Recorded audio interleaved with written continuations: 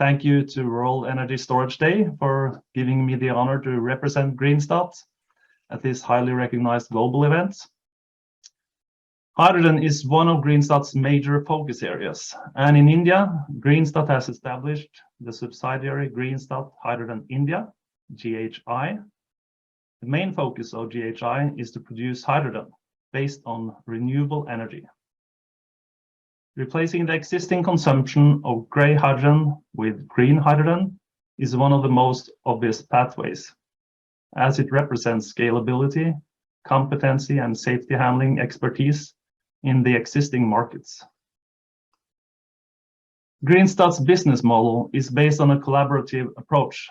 This is reflected in great parts of its investments by crowdfunding, in building consortiums, and joint ventures, as well as its tight collaboration with government, as well as R&D institutions.